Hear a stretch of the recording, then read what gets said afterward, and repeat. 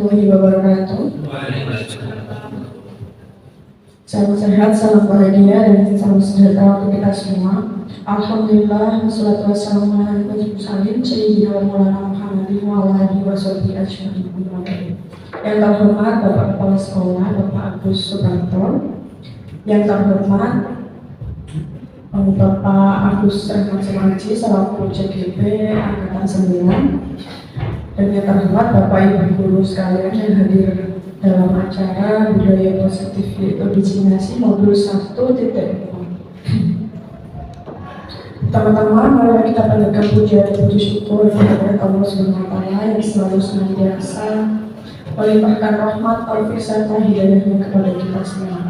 Sehingga pada kesempatan yang berbahagia ini kita masih diberikan kesehatan, diberikan nikmat untuk mengikuti kegiatan diseminasi modul 1.4 yang akan dipersembahkan oleh Bapak Agus Rahmat Sumarji. Yang pertama, marilah kita membaca surat Al-Fatihah untuk pembukaan kegiatan pada siang hari ini. Al-Fatihah.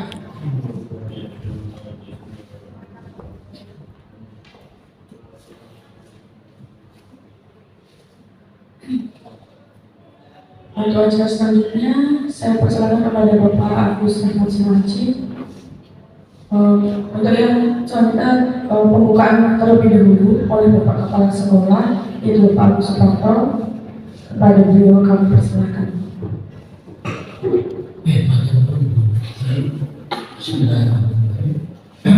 Assalamualaikum warahmatullahi wabarakatuh. Yang saya hormati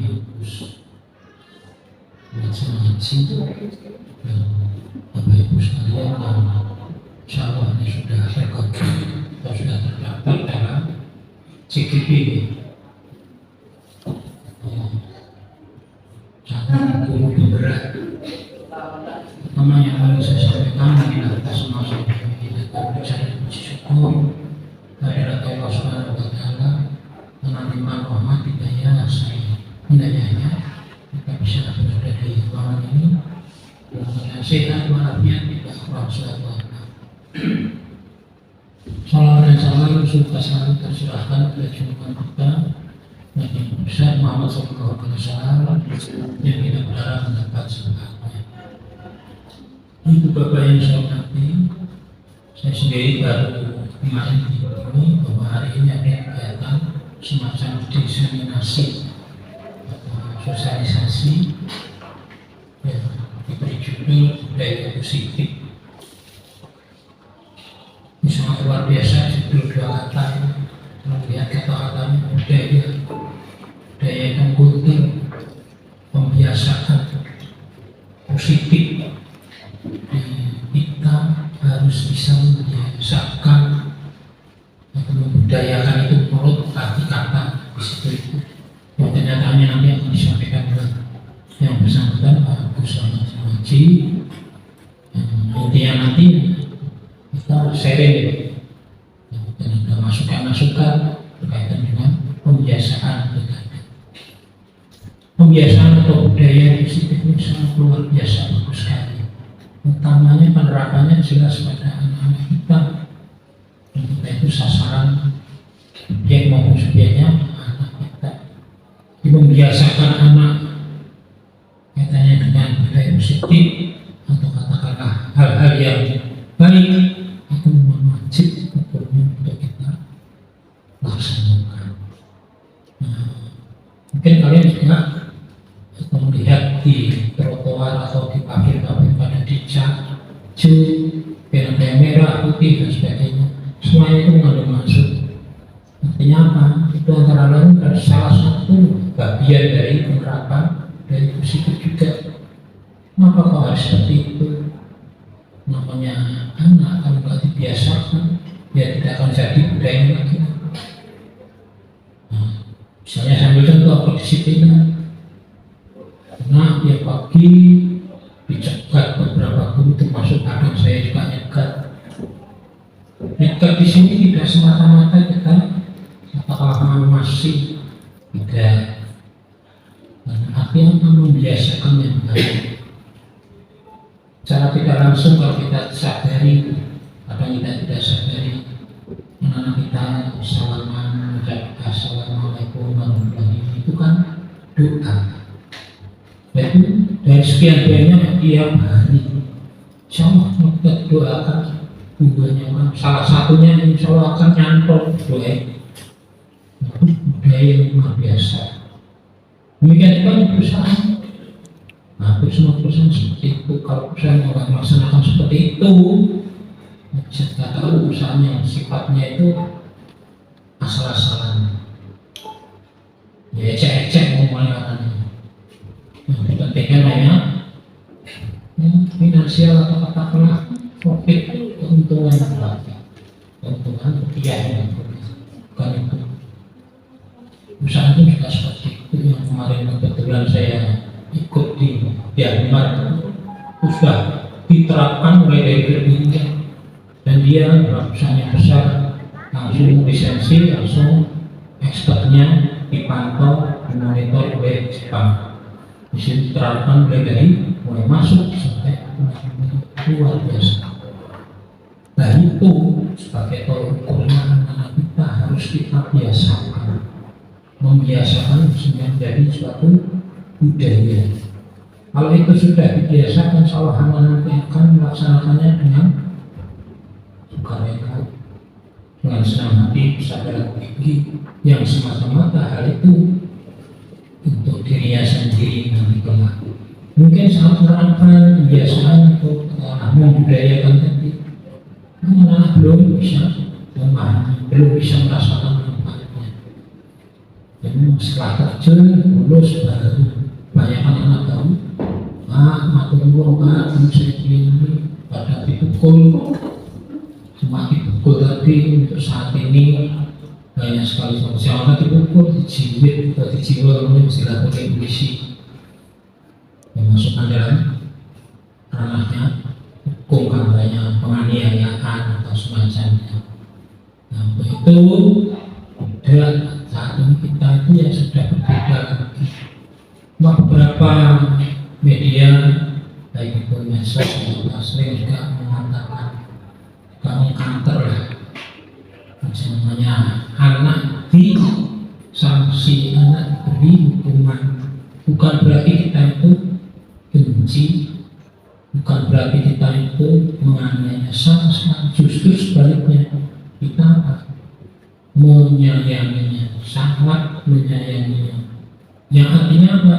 Dia berbuat keliru, mungkin indikasinya malah menyimpang, dan kita ingatkan. Ya seperti anak-anak kita sendiri, anak-anak kandung. Ya mainan yang semua berbahaya, misalnya pakai bekal gunting atau apa, pasti tangannya itu berat-berat. Dan itu bukan berarti memarahi, tidak, mengingatkan. Kadang juga main yang tanpa waktu, maghrib waktunya, seperti yang dulu saya alami itu. Kadang kata-kata kotor atau kasar, bukan kotor, keluar. Tak ketok sih keluar. Dan seperti itu bagus, nggak masalah. Coba kalau tidak, kita biarkan aja. Apa yang terjadi? Dia tidak mengenal yang namanya karakter, tidak bisa membedakan ini yang sangat-sangat dikhawatirkan. Nah, melalui forum ini nanti akan dibahas lagi oleh Pak Agus. Jadi, semoga saja nanti bisa sharing. Kalau ada masukan-masukan. Untuk kegiatan ini, kita atau saya selalu mendukung sepenuhnya. Ya harapannya bapak-bapak yang lain hari ini diundang itu sama. Nah, kita sudah ada satu contoh yang alhamdulillah saya anggap berhasil, atau saya kategorikan berhasil, yaitu Bu Yohana yang mulai dari awal ada CGP atau penggerak. Alhamdulillah kemarin kalau tidak salah mungkin sudah diterima itu sertifikat, ibaratnya SIM-nya pengawas.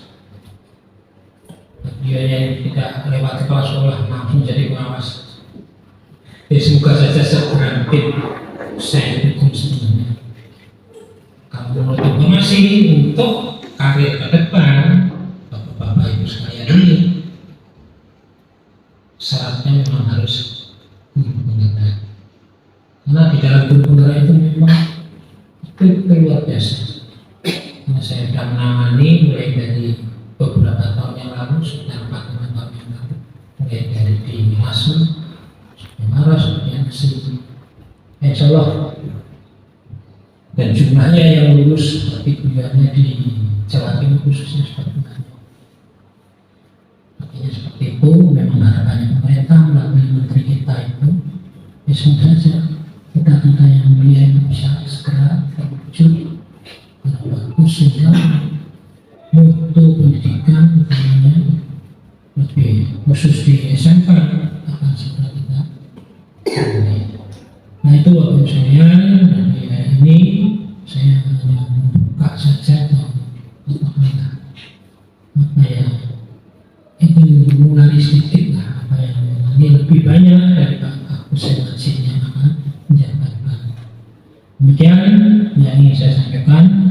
Ada kurang lebihnya maaf. Saya kira wassalamualaikum warahmatullahi wabarakatuh. Terima kasih disampaikan kepada Bapak Agus Suprapto. Untuk selanjutnya itu pemaparan dari Bapak Agus Sumaji kepada beliau, kami persilakan. Assalamualaikum warahmatullahi wabarakatuh. Yang terhormat Bapak Kepala SMK 1 Bapak Agus Suprapto, yang saya hormati rekan-rekan guru dari SMK Negeri 1 Bogor. Pertama-tama, terima kasih Bapak. Pertama-tama, marilah kita panjatkan syukur kehadiran Allah SWT di mana di siang hari ini yang cerah kita dapat berkumpul di ruang PKK untuk melaksanakan diseminasi budaya positif peran guru. Kedua kalinya salawat serta salam semoga tetap tercurah kepada junjungan besar Muhammad SAW, di mana insya Allah telah kita harapkan syafaatnya di awalnya. Bapak Guru SMK 1 Bogor, di sini saya mengucapkan terima kasih sekali sudah meluangkan waktunya mungkin 40 sampai 1 jam ke depan untuk sekedar sharing mengenai diseminasi modul 1.4 pada budaya positif di guru penggerak. Nanti saya akan memaparkan mengenai apa sih itu budaya positif, terus di dalamnya apa saja, terus kegiatan selama CGP itu apa saja, dan nanti ada sesi tanya jawab. Terserah jangan tanya mengenai budaya positifnya atau mengenai kegiatan yang ada di CGP-nya itu apa saja, nanti akomodasinya apa saja, jangan tanya, tidak apa-apa. Yang pertama adalah budaya positif. Apa itu budaya positif? Tidak respon.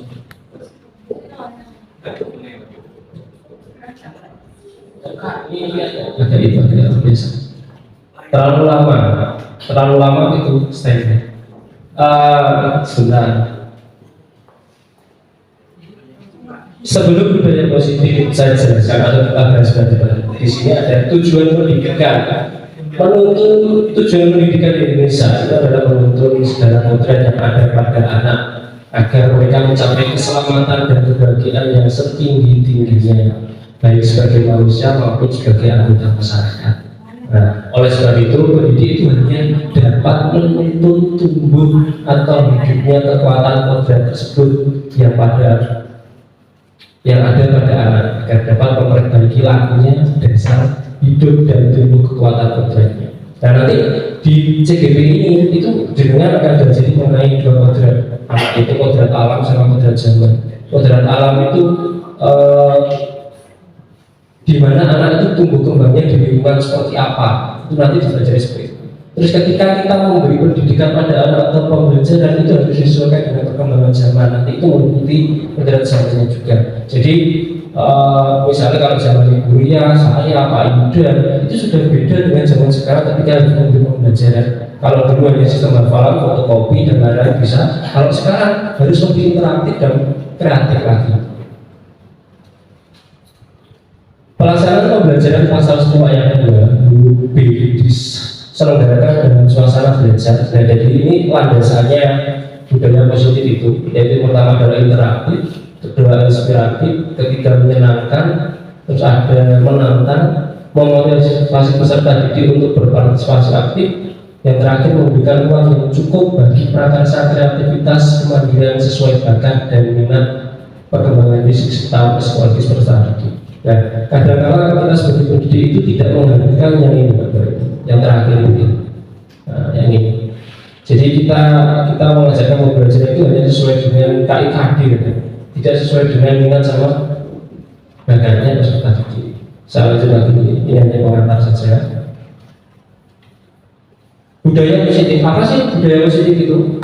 Budaya positif di sini dimaksud adalah nilai dan kebiasaan di sekolah. Jadi nilai dan kebiasaan di sekolah yang berpihak pada murid agar mereka dapat berkembang menjadi pribadi yang kritis, penuh hormat dan bertanggung jawab sesuai dengan profil pelajar Pancasila. Jadi berkebinekaan, gotong royong itu kan masuk ke elemen pelajar Pancasila. Dia tidak jadi satu di situ.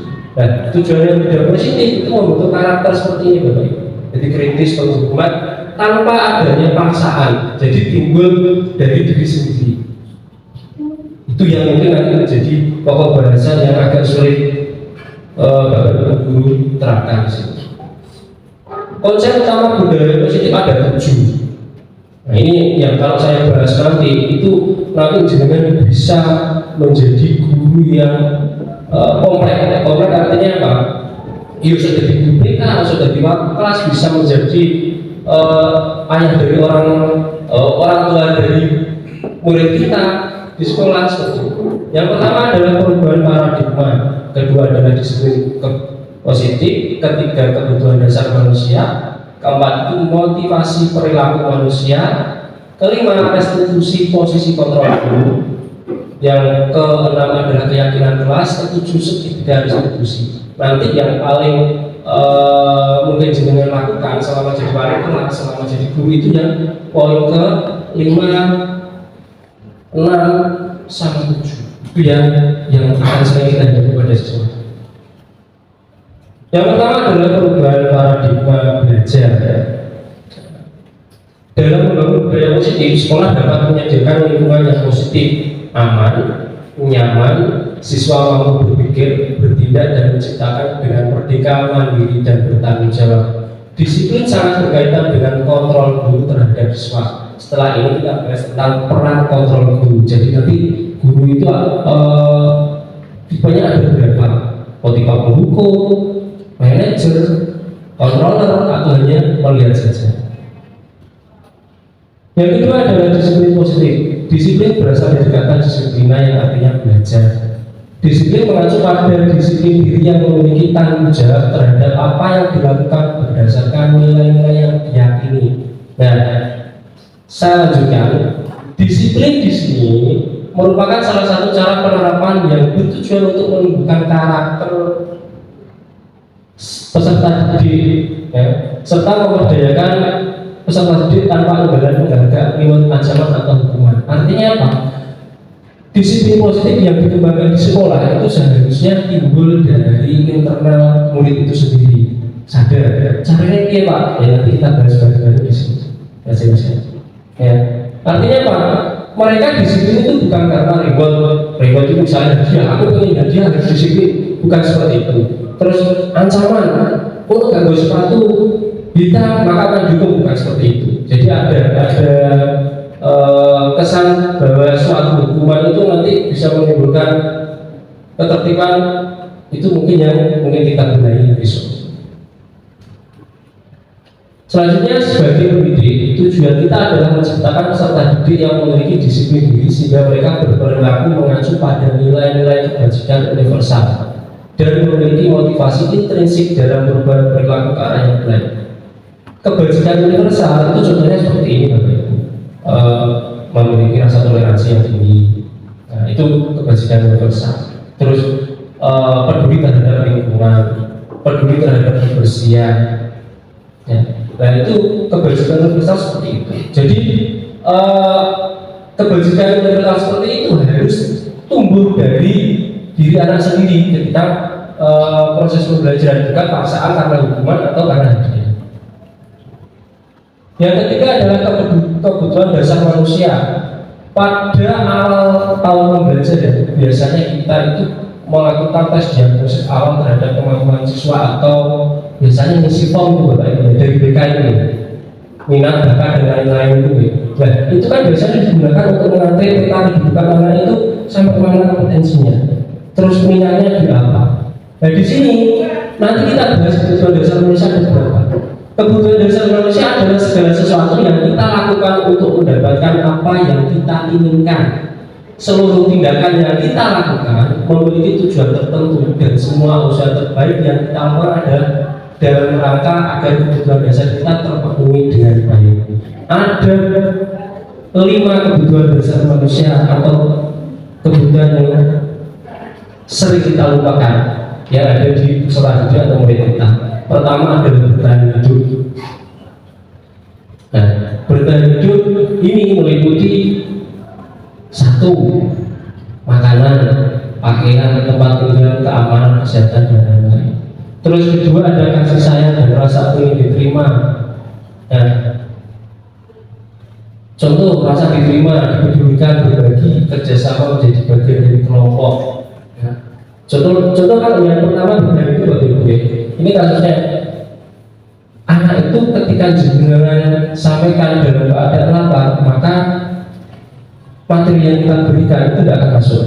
Anak tetap akan berontak, sahabat cepat kamu semua sadar. Itu sudah kebutuhan dasar manusia untuk bertahan hidup.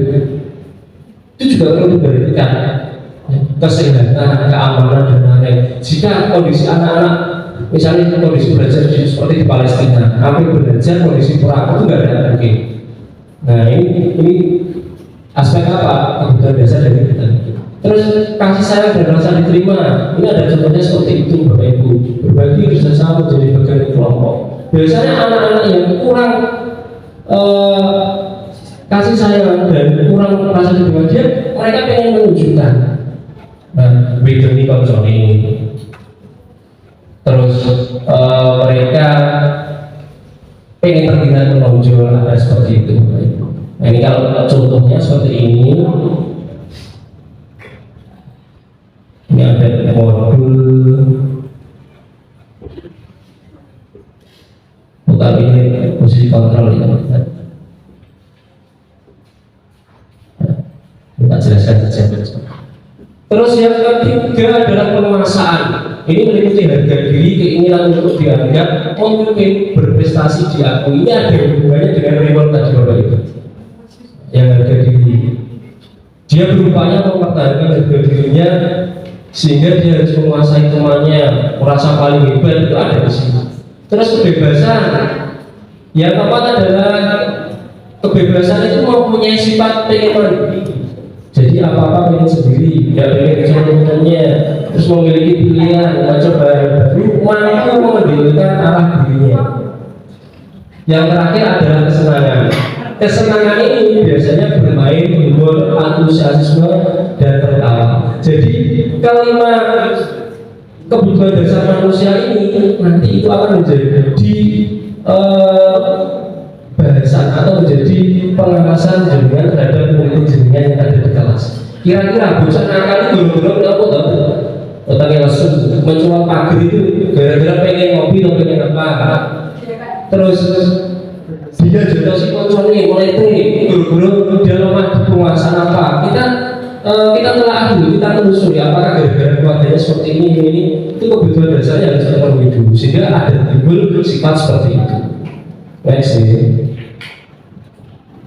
4. Motivasi perilaku manusia. Motivasi perilaku manusia nanti ada 2, ada ekstrinsik sama intrinsik. Yang ekstrinsik itu untuk menghindar ketidaknyamanan atau hukuman. Nah, terus yang kedua adalah untuk mendapatkan imbalan atau penghargaan dari orang lain. Jadi orang itu mau peduli, mau memperhatikan atau ada motivasi untuk maju. Itu ada faktor X, ada faktor Y. Biasanya faktor X itu tidak akan bertahan lama. Itu yang diajarkan di CPP. Jadi yang X misalnya anak-anak berangkat tepat waktu, Padahal kalau di sana kan yang dipakai dulu. Kalau sekiranya perang sama ini kan duduk masuk. Artinya apa? Dia tidak ada timbul rasa motivasi dari dalam diri untuk berangkat lebih awal, sehingga kesannya mereka hanya menghindari hukuman saja. Nah, anak-anak yang seperti ini kalau disuruh maju untuk menghadapi suatu masalah biasanya tidak akan mampu. Terus ada anak yang maju ketika jenengan tanya itu berdasarkan imbalan, mau KPKI nilai apa yang maju. Kalau tidak diberi imbalan berikut yang bagus dia tidak akan maju. Jadi dia motivasi belajar hanya ingin imbalan saja atau yang bagus saja. Yang kedua adalah motivasi intrinsik untuk menjadi orang yang mereka inginkan dan menghargai diri sendiri dengan nilai-nilai yang mereka percaya. Artinya intrinsik itu adalah motivasi dari dalam diri sendiri. Lanjut ini. Hal yang diterima siswa atas perilaku yang dilakukan. Nah, ada tiga. Nah, yang diterima siswa atas perilaku yang dilakukan berdasarkan kebutuhannya tadi, berdasarkan 5 kebutuhannya tadi. Yang pertama adalah hukuman, kedua konsekuensi, ketiga eksekusi. Apa itu hukuman? Apa itu konsekuensi? Apa itu eksekusi? Kalau hukuman, Bapak Ibu sudah tahu ya? Hukuman itu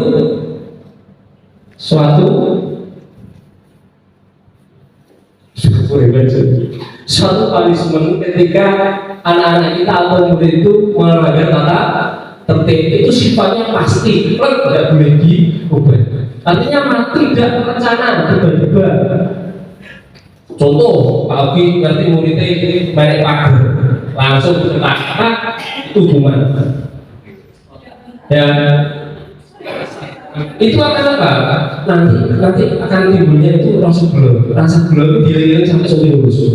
Dan itu akan apa? Secara psikologi akan mengejarai anak tersebut. Ya, kita bahas lagi. Murid tidak tahu apa yang akan terjadi, tidak dilibatkan. Jadi, aku main pagri hukuman apa gak dilibat kok. Tidak terjadi kesepakatan. Aku main pagri bagi hukuman ini. Dia tidak tahu menurut kapok. Dulu langsung belum usia tenang bawa. Satu bersifat satu arah, artinya kita menghadapi itu berdasarkan pemikiran kita atau apa yang kita lihat dari keterangan siapa. Itu hukuman semacam. Terus keempat itu berupa hukuman fisik psikis, bisa kata-kata yang kasar, bisa pukulan, bisa fisik. Nah ini sifatnya hukuman. Konsekuensi terencana, disepakati sesuai aturan, biasanya tertulis di BK atau tertulis di kesiswaan. Murid tetap dibuat tidak nyaman. Contohnya ketika mereka memakai sepatu putih, ya, terjadi operasi atribut maka sepatunya dia akan merasa tidak nyaman meskipun dia sudah tahu konsekuensinya seperti apa. Itu namanya konsekuensi. Terus yang terakhir sikap guru selalu mau monitor murid. Tapi untuk belajar atributnya kalau kamu bingung konsep. Itu namanya konsekuensi. Yang terakhir yang kita bahas ini adalah restitusi. Restitusi ini proses menciptakan kondisi bagi murid untuk memperbaiki kesalahannya melalui apa? Melalui kesepakatan bersama sebelum proses pembelajaran. Diambil dari apa? Diambil dari nilai kebajikan yang universal. Berikutnya proses kolaboratif yang mengajarkan murid untuk mencari solusi sendiri. Kenapa proses kolaboratif yang mengajarkan murid untuk mencari solusi sendiri? Murid itu digiring untuk berpikir kritis kalau tindakan yang mereka lakukan ketika melanggar kesalahan itu konsekuensinya apa? Itu dipikir diri. Ya. Saya lanjut. Yang kelima, posisi kontrol. Nah, Bapak Ibu ini nanti di SMK Guru itu posisi kita di mana selama ini? Apakah yang pertama adalah penghukum, kedua itu pembuat rasa bersalah, ketiga itu teman, keempat itu pemantau atau pemonitor atau manajer.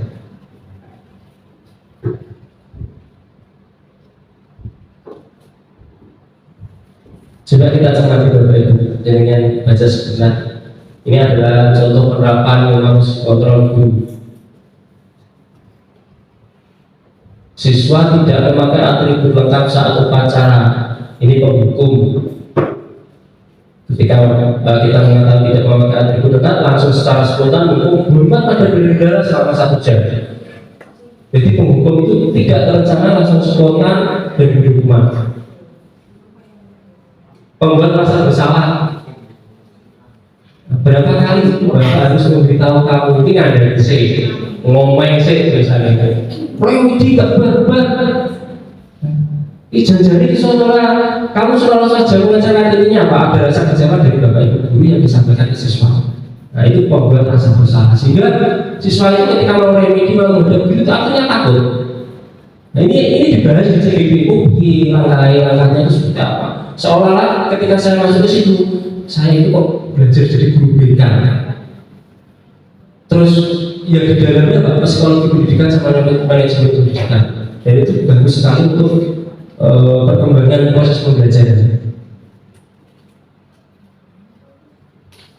Ini berikutnya posisi kita sebagai teman.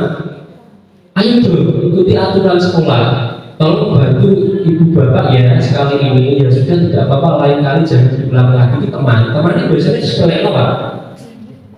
Lah saleh apa biasanya lebih enak. Terus apa yang terlalu lah. Jadi tidak ada rasa bangga biasanya kalau posisi jadi teman. Nah dari SMK ini Pak, ya kita lihat posisinya di mana. Karena ini nanti prosesnya juga fleksibel juga di sini. Pemantau, kamu sudah melanggar peraturan sekolah, kamu tahu konsekuensinya setelah upacara kamu beri atribut ke koperasi dan jangan diulangi lagi. Pemantau itu langsung memberi hukuman sesuai dengan konsekuensi dan peraturan yang ada. Itu pemantau. Dia tidak ada ikut campur, gak hukum, gak kayak solusi. Pokoknya atributnya lengkap, langsung bertemu operasi lengkap. Itu pemantau. Nah, nanti saya jelaskan lagi melalui metodenya Bapak Ibu. Karena yang paling penting itu ini 5 kontrol, restitusi sama keyakinan kelas. Yang terakhir manajemen. Apakah kamu tahu kesalahan kamu? Kira-kira bagaimana kamu memperbaiki kesalahan kamu? Kira-kira ini, kesalahan siswa kita melakukan kesalahan, kita kembalikan ke siswa. Kira-kira siswa yang enggak, dia melakukan kesalahan konsekuensinya apa? Kita tahu. Mereka harus tahu dan perbaikan dari kesalahan itu harus timbul dari siswa sendiri, bukan berdasarkan peraturan yang tertera itu. Itu namanya restitusi posisi kontrol manajer. Kalau kita lihat di sini, ini problemnya. Lihat ini. Kalau CDP berarti mau beli sakit. Kalau jenengan CDP itu ada 3 modul, setiap satu modul dibagi jadi 3 bagian itu dibahas 2 minggu. 2 minggu itu zoomnya cuma 2 kali, cuma 2 kali itu, 1 kalinya itu 3 JP, 3 jam pelajaran.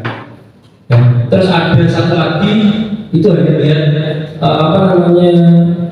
demonstrasi kontekstual atau lihat pemaparan saja. Setelah itu kerjakan tugas nanti yang sedikit-sedikit yang jangan laksanakan di sekolah. Soalnya basis cair masih banyak PPG jadi PPG itu benar kuliah ya, jadi bisa 4 jam, bisa 3 jam, bisa 5 jam setiap hari. Terus buat video PTL dengan CBT tidak ya. Misal kalau saya ada Zoom 2 hari yang 12 hari selama 2 minggu itu santai aja biasa chattingan itu dikerjakan sebelum subuh bisa, setelah pulang sekolah bisa, sambil nyantai untuk jam pelajaran juga bisa. Nah, selanjutnya yang 5 posisi kontrol ini nanti akan jenengan laksanakan di sekolah. Contoh ini, posisi yang penghukum tadi, seorang penghukum bisa menggunakan hukuman fisik maupun verbal. Orang-orang yang menjalankan posisi penghukum senantiasa mengatakan bahwa sekolah memerlukan sistem atau alat yang lebih menekan murid-murid lebih dalam lagi. Guru-guru yang menerapkan posisi penghukum akan berkata, patuhi aturan saya, kamu selalu saja salah. Jadi biasanya itu guru saya pasti salah sekali. Guru tahun 7 bulan. Saat ini seragam ini dengan kita 8 bulan kapok ke polisi harus bahaya. Mau ngelain anak sholat saja leplek gerbang di pisau. 50 juta. Bahaya ya seperti itu. Pembuat merasa bersalah. Pada posisi ini biasanya guru akan bersuara lebih lembut, membuat rasa bersalah atau menggunakan kebenaran yang membuat orang merasa tidak nyaman. Ya, kata-kata yang dikeluarkan, contoh itu sangat kecewa, berapa kali bapak harus memberitahu kamu guna coba. Biasanya anak-anak yang jangan jatuhkan dengan rasa kecewa itu malah tidak berkembang secara psikologi. Dalam pembelajaran itu kalau jangan sedih biasanya.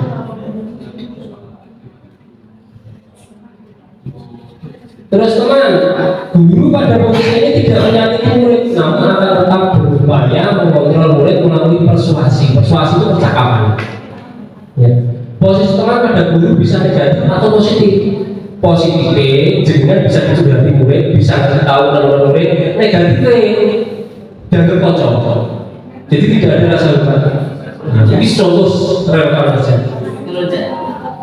Ini dibahas untuk CGP Pak. Jadi tukar pengalaman antara guru CGP itu di guru SMK, SMA, PAUD, SLB, SD, SMP. Yang paling sering guru SLB. Kok seru ya Pak? Satu guru itu mengaku 2 siswa. Dan 2 siswa itu katanya sama dengan 2 kelas. Bisa Pak, kalau 1 siswa saja unik, apalagi 2 siswa SLB itu. Jadi satu guru itu mengaku 2 sama maksimal 4 siswa SMP. Itu kalau yang cerita di CGP itu tidak selesai. Kalau SMK paling SMK juga unik. Uniknya apa? Penuh dengan kekerasan dan dramatisir. Kalau SMA ada seperti itu lah. Memantau berarti mengawasi. Pada saat kita mengawasi, kita bertanggung jawab atas perilaku orang-orang yang kita awasi. Posisi pemantau berdasarkan pada peraturan-peraturan dan konsekuensi dengan menggunakan sanksi-sanksi atau konsekuensi. Berarti sudah ada tata tertib dan peraturan yang jelas. Kita tidak melaksanakan kalau pemantau ini. Dari sini jangan disalahkan kalau pemantau karena sudah ada aturan yang jelas. Cuma ada aturan ini tidak relevan dengan perkembangan zaman. Yang terakhir, posisi manajer, posisi di mana guru berbuat sesuatu bersama dengan murid, mempersilahkan murid bertanggung jawab atas perilakunya, mendukung murid agar dapat menemukan solusi atas permasalahannya sendiri. Seorang manajer ini memiliki keterampilan di posisi semuanya, ya penghukum, ya pemantau, dan lain-lain. Dan kira-kira jenengan posisinya di mana? Tetapi aku penghukum ya Pak. Ya Mas ya. Hukum. Jadi bedanya itu. Ini dibahas saya hanya menjelaskan kulitnya saja. Ini dibahas lebih lanjut ketika jenengan memberikan CGP, seumpama yang CGP.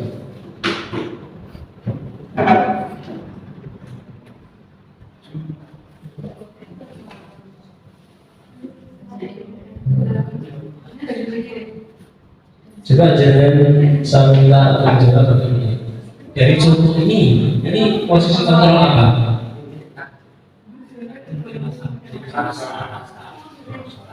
Rasa membuat rasa bersalah. Jadi ada kekecewaan dari guru terus ditujukan pada murid. Terus satu lagi. Nah betul manajer. Jadi kalau manajer itu bosan kerennya ini dilihat kalau murid. Ya. Satu lagi, ayolah lakukan demi bapak atau ibu. Teman. Posisi teman biasanya kalau ngumpul tugas dari ibu. Ayolah nih ngumpul tugas sudah cepat. Yuk pak, santai. Setahun kas sampai 7 bulan. Ya. Atau mendekati akhir semester ada 7 bulan. Itu kalau jenengan posisinya apa? Ada satu lagi Pak. Kamu tidak pernah mendapat nilai jika tidak mengerjakan tugas. Kontrol. Ya, pemantau.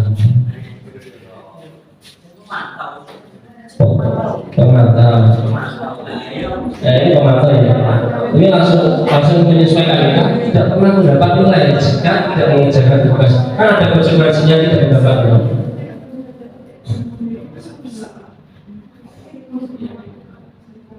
Ya ini yang keenam, yang ketujuh. Keyakinan kelas. Mengapa keyakinan kelas dan bukan peraturan kelas? Keyakinan kelas ini adalah kesepakatan bersama dengan siswa yang disadur dari tata tertib dan peraturan kelas yang ada yang akan kita gunakan sebagai proses pembelajaran atau pengatur perilaku siswa kita di kelas. Itu kesepakatan guru dan murid. Bosok kerennya itu kontrak kelas. Bosok kerennya itu keyakinan kelas. Dan keyakinan kelas ini kata-katanya simpel nanti, bukan kewajiban. Jika tidak memakai ini harus tidak. Jadi simpel. Pembentukan keyakinan kelas itu bersifat abstrak. Abstrak itu apa? Iya Pak. Ya disesuaikan dengan kondisi kelasnya Bapak Ibu, disesuaikan dengan kondisi sekolah dan karakteristik peserta didik. Berupa pernyataan universal dibuat dalam pernyataan positif. Pernyataan positif itu seperti ini: menjaga kebersihan itu positif. Saya negatif Pak. Jika tidak bersih dihukum, itu negatif. Jadi sifatnya dari kata-katanya juga sudah berbeda. Berikutnya sedikit saja agar mudah diingat, sesuai dengan kondisi kelas dan sekolah sehingga mudah diterapkan. Yang terakhir, semua warga sekolah, warga kelas dilibatkan saat membuat keyakinan kelas. Nanti saya berikan video contoh membuat keyakinan kelas. Hanya contoh. Nah, ini perbedaan peraturan dan keyakinan kelas. Kalau peraturan itu sifatnya pasti tidak boleh dilanggar dan tidak ada keterlibatan siswa dalam penentuan kegiatan. Berarti dari keyakinan kelas berarti menaati peraturan kelas kan? Bukan seperti itu. Keyakinan kelas itu hal yang paling pokok atau wajib dan harus dilaksanakan di proses pembelajaran. Peraturan dilarang membolos, jadi peraturan langsung dilarang. Dilarang berbicara saat guru menjelaskan, dilarang membuang sampah sembarangan, tidak boleh bertengkar.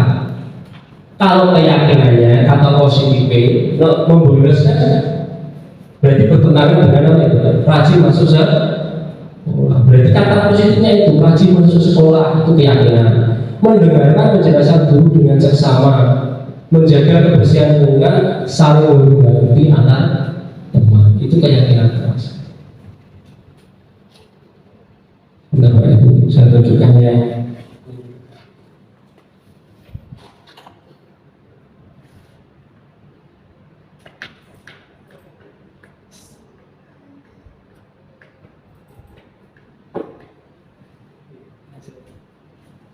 Soalnya ini udah lama, tinggal di sama sebentar lagi.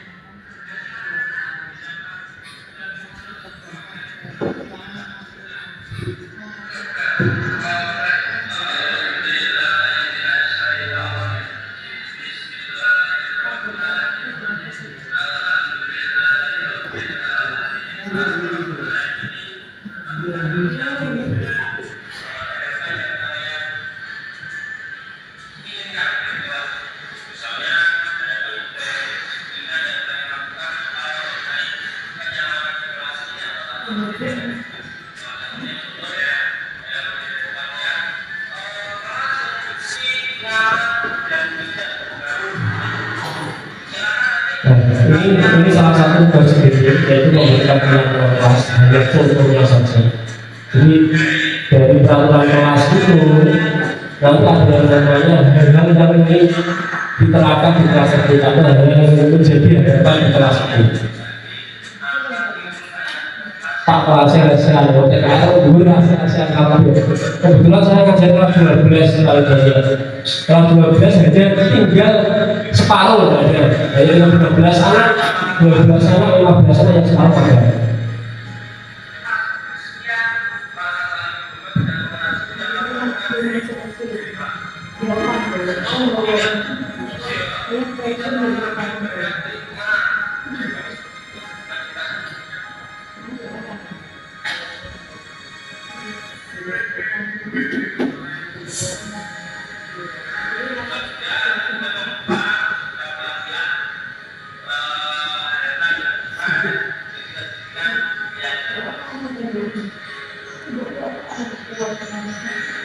Kalau saya masih rating yang saya tapi ini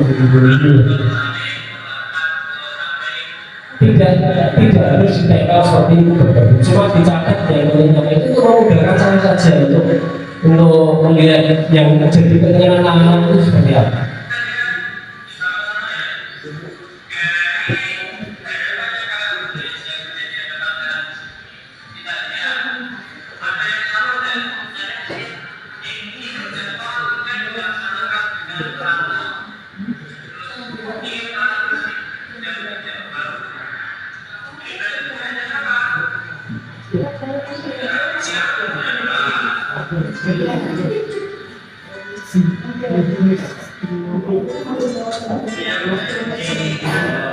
Jadi kalau sudah dari anak-anak itu hal-hal yang diinginkan anak-anak dengan budaya positif itu ada, kita sambil menjadi keyakinan kelas. Jadi saya dipingin bocah-bocah di budaya positif itu apa? Ada yang pertama itu disiplin.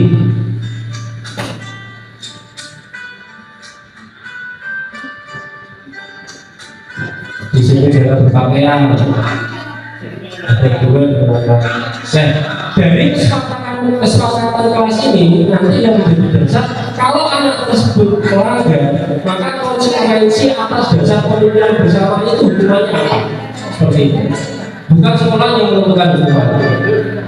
Nah, jadi guru dan siswa yang ada di kelas yang menentukan hukuman.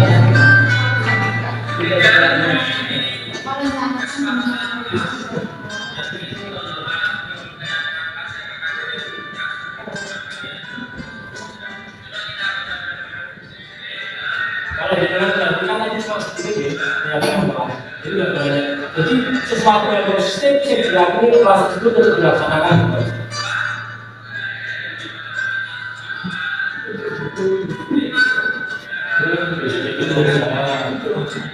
Jadi kiai, sekolah, PKW, kita tidak tahu persoalannya seperti apa.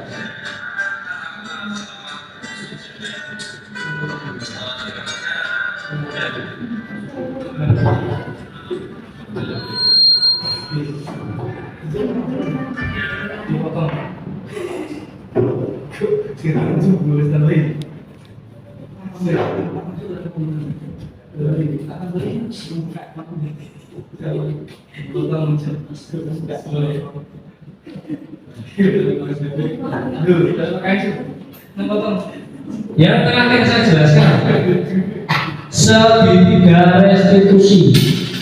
Nah, ini nanti ada peran panjenengan dalam mengopen sesuatu terutama wali kelas seperti itu. Nah, ini biasanya proses tinggi itu biasanya pengalaman mengajarnya sudah banyak. Nah, pengalaman belajar sudah maka ketika jenengan ikut CGP terus mau ngajarin tiba ini. Ya sebenarnya selama ini cuma kadang kita terbolak-balik melaksanakan apa itu restitusi. Nah, segitiga restitusi. Apa itu restitusi? Restitusi itu adalah suatu proses dialog yang dijalankan oleh guru agar dapat menghasilkan murid yang mandiri dan bertanggung jawab. Segitiga restitusi yang pertama meliputi menstabilkan identitas, kedua itu validasi tindakan yang salah, ketiga itu menanyakan keyakinan. Restitusi ini dilaksanakan jika murid jenengan itu ada masalah di kelas atau mengalami masalah dimanapun dan jenengan harus menangani. Tahapan segitiga restitusi seperti ini Bapak Ibu. Yang pertama menstabilkan identitas, kedua validasi tindakan yang salah, ketiga yang menanyakan keyakinan. Nah, dalam stabilkan identitas ini kita harus bahasa Jawa ini apa ya? Kita harus menyentuh emosional anak dulu. Itu bahasa saya paling keren. Menyentuh emosional anak dulu supaya anak itu bisa terbuka dengan kita. Nah, itu yang namanya validasi. Kalau di dalam modulnya, di dalam modulnya seperti ini,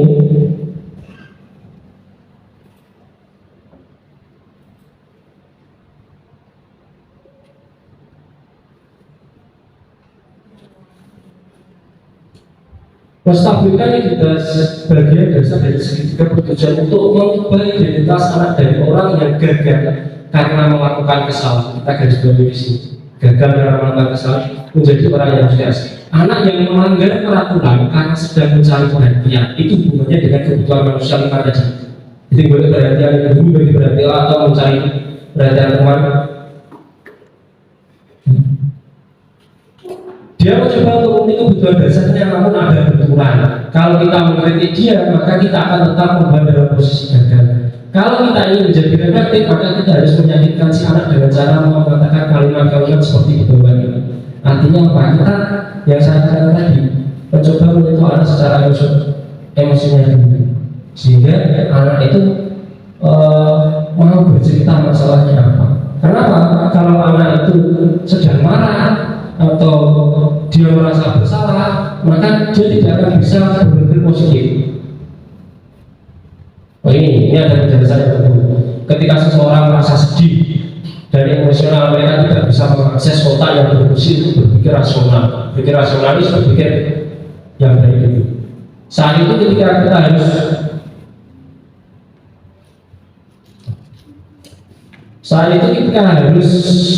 menstabilkan identitas anak sebelum terjadi hal yang bisa memperburuk keadaan. Dua, validasi tindakan yang salah. Setiap tindakan kita lakukan dengan suatu tujuan, yaitu memiliki kebutuhan dasar.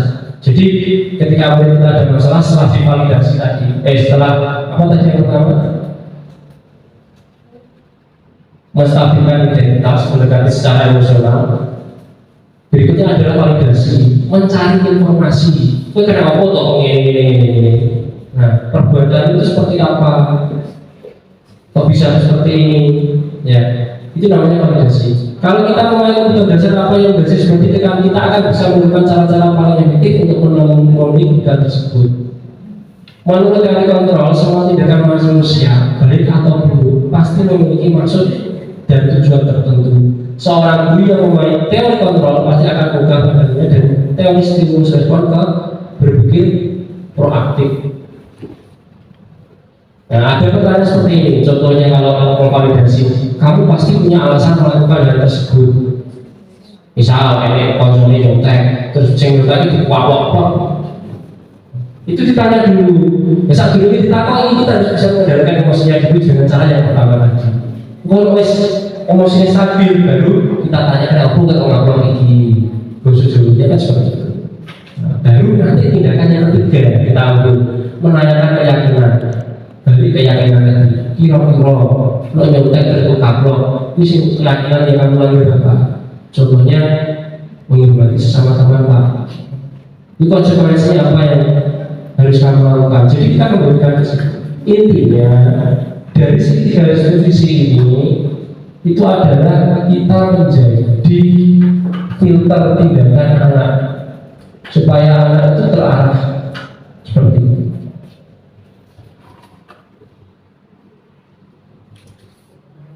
Sudah satu jam begitu, saya nanti minta waktunya 1 jam pas saja. Lanjut, ini sudah selesai, tinggal ini saja.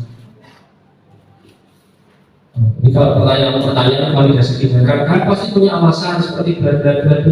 Padahal kamu bisa melakukan yang lebih baik buruk daripada ini ya. Kenapa kamu bisa mengenai emosi? Yo Pak, aku ngesak lo Pak, usah naik orang dulu yang minta kamu teman-teman mati.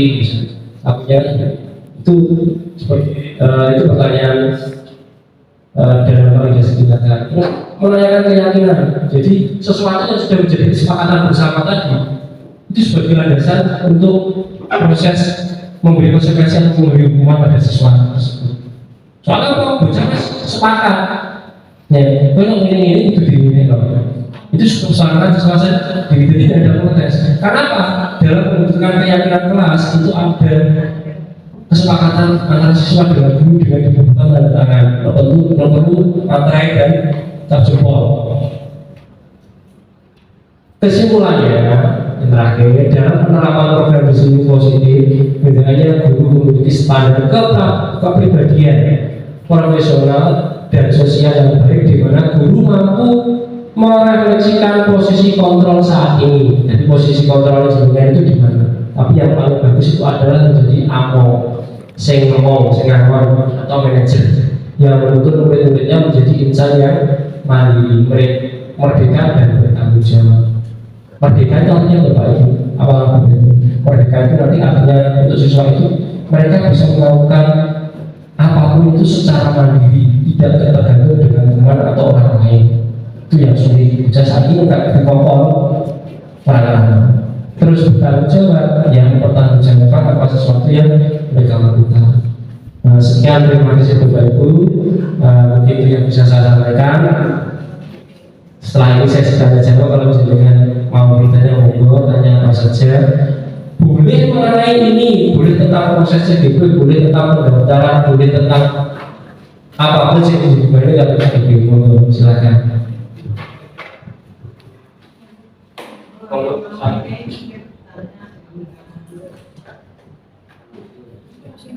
Pak Mas ini semua kakak aja. Yang daftar CGP yang sudah sesuai siapa ya? Pak Kari. Bisa duduk Pak Kari 10. Pak Rizky, iya. Oh, sekedar informasi Bapak untuk CGP itu kelihatannya ditutup sementara ditutup sampai tanggal 11. 2 hari lagi sudah selesai.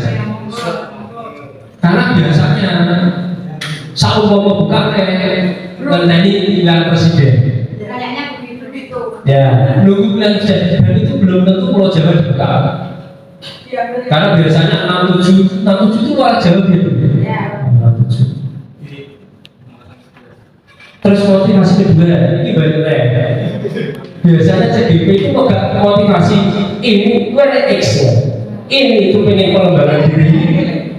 X bagusnya PPG, jenengan nggak usah PPG langsung tes. Terus kalau pendidikan Di Pak Rosi, Pak Rosi, gimana? kalau sudah sudah CGP masuk ke PPG itu tugasnya lebih dipermudah oleh dosen dan Kalau saya lihat kalau misal baru itu malah ada yang berkuliah. ya makanya itu dimudahkan. Iya. Fleksibel. Ya dan kerjakan perubahan sama sekali karena dirinya. Ya betul. Sama yang disampaikan mungkin sama. Iya. Mungkin sama juga. Kemarin saya lihat istri saya itu kan PPG. Tak lihat itu bilang ada dua lulusan guru penggerak atau apa ya? Kemarin apa ya? Kategori 1. Klik loh. Dan ketika di guru penggerak itu tinggal ujian UP saja tanpa ikut perkuliahan. Kenapa kok harus CGPE kalau nulis PPG pengembangan diri lah? Karena kita mosok film musik 20-15 tahun yang lalu ke pandemi mosok apa diulang karena kita harus merefresh otak. Kalau motivasi saya itu sebenarnya pengen upgrade itu saja lah, terus pengen kenal dengan teman-teman dari jenjang yang berbeda itu aja. Kalau kita istilahnya ngajar SMK saja, berlaku ngomong kiai, kita seperti kata di dalam buku, pintar kan ini, tapi di mana belum betul. Karena kalau katanya dapat uang saku ya Pak Sen. Ya, kita jelaskan ya. Kalau kakarnya, aku nggak mau kan berkakai, nanti takat sendirian. Kalau kakarnya itu ada 7 setiap 1 bulan sekali, dan harus menyelesaikan. Kan ada 3 modul, satu modulnya itu dibagi jadi ada 4, 3. Nah, setiap menyelesaikan 2 bahasan itu 1 loka karya.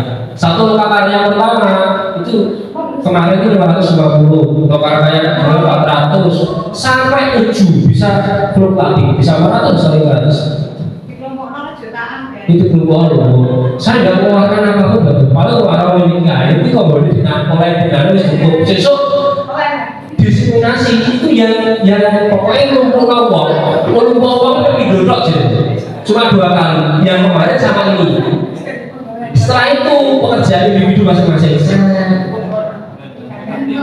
Yang paling angel, yang paling sulit itu yang paling suka itu ketika mengumpul orang-orang sama minta kepala sekolah untuk itu bisa paling angel suka.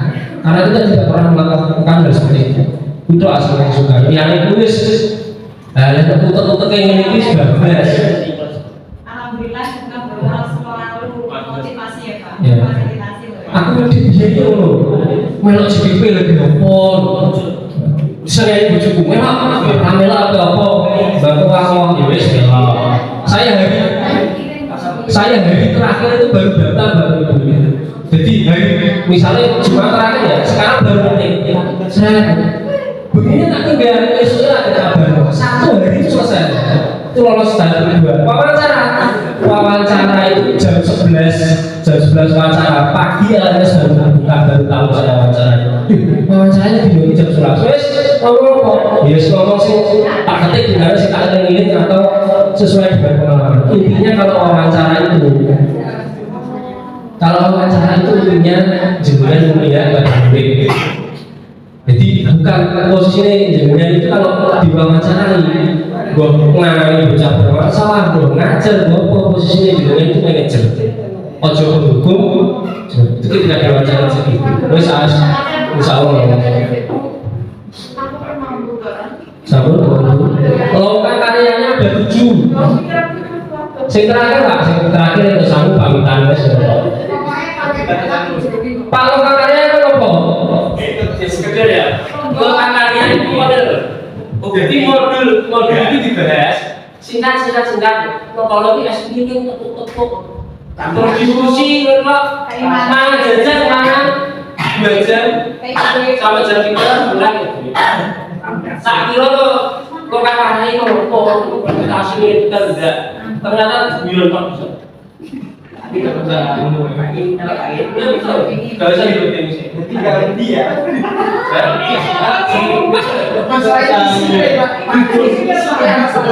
isinya segini sebenarnya kata kalian terpenuhi. Saya tidak pernah misalnya 200 kata ini kalau 200 baik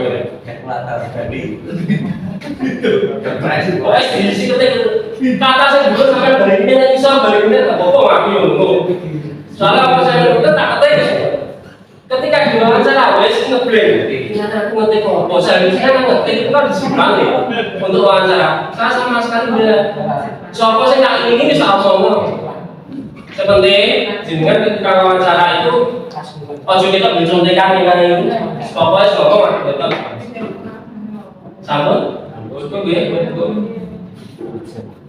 ini yang untuk siapa? Terima kasih Bapak Ibu atas partisipasinya dalam diseminasi budaya positif yang ada di SMK Negeri 1 Bono. Insya Allah kedepannya nanti hal-hal seperti ini akan kita terapkan bersama-sama dan akan menjadi sesuatu hal yang positif bagi sekolah kita tercinta. Sekian dari saya cukup. Terima kasih. Wassalamualaikum warahmatullahi wabarakatuh. Terima kasih kepada Bapak Anggun Hanseno Haji telah memaparkan diseminasi budaya positif di lingkungan SMK Negeri 1 Bogor. Semoga dalam kegiatan ini akan memberikan pencerahan kepada Bapak Ibu semua untuk lebih baik lagi dalam mengajar, dalam membimbing siswa, sebagai fasilitator, sebagai teman belajar siswa-siswa kita. Baik, terima kasih untuk mengakhiri kegiatan hari ini. Mari bersama-sama kita ucapkan hamdalah. Alhamdulillah. Terima kasih. Saya selaku pembaca mengucapkan Assalamualaikum warahmatullahi wabarakatuh. Waalaikumsalam.